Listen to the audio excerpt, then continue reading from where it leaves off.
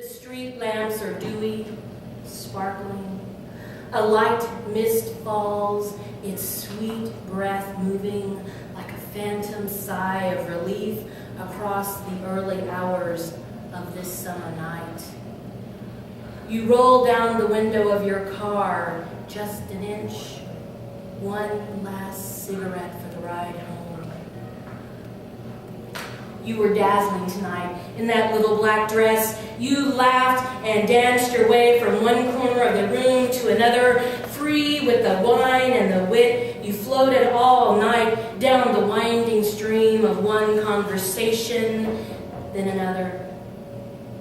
Now, waiting at the stoplight, still a little tipsy, you watch the street sweeper go by, doing its swish, shimmy, snail waltz.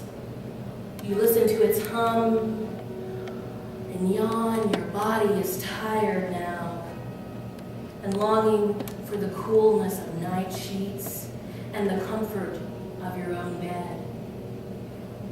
You make a secret wish to be delivered in a dream into the arms of the man with curly hair who was too shy to ask your name but watched you move through the crowd all night.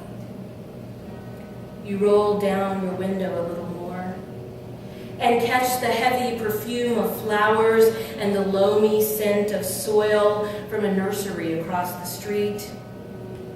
Your senses are intoxicated. This is a moment of strange magic you will forget by the time you wake up later that afternoon.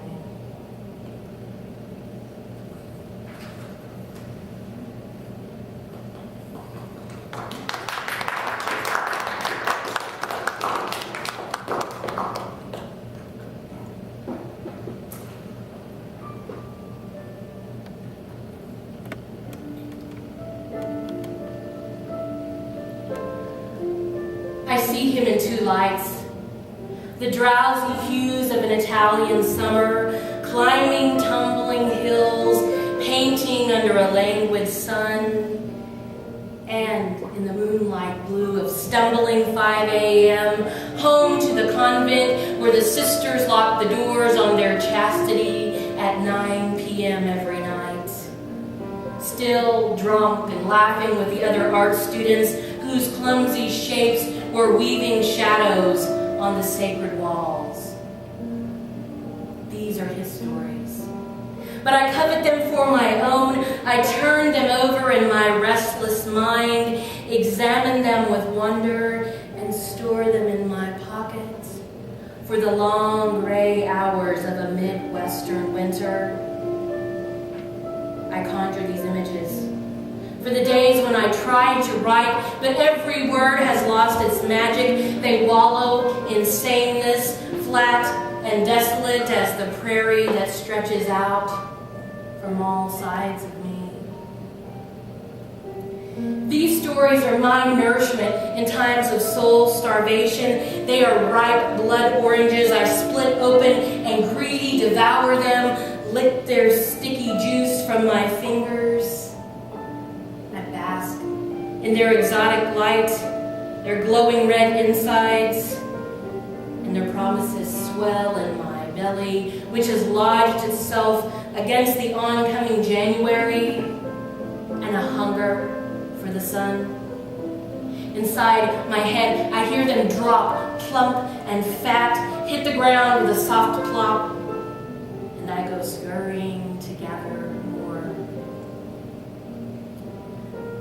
I cocoon myself in sleep against the realities of winter and dream him walking the winding medieval streets, smiling into the clear blue sky, holding a blood orange in his hand. He tosses it into the air and it falls with a satisfying plop right back into his outstretched hand. As if in all the known universe there is no alternate ending. Here is a fatalistic fruit that will have no other nest. This This is the place he thinks of as his real heart's home, and not some sleepy Missouri town that could barely raise its heavy head to notice the world convulsing and imploding all around it. This is the place where he first tasted a blood orange, and just like the magic of this ancient place, it opened itself to him, awakened some sleeping desire, spoke to a hunger he never knew existed before that moment. That taste followed him and became the swell of homesick that lodges in the throat, the incessant gnawing to find your place in the world. It's the same grumbling I feel when I'm hibernating, remembering the places that changed me, mountains and rivers and throbbing cities that gathered me into themselves and released me back into the chaos, still with their warm breath on my neck and forever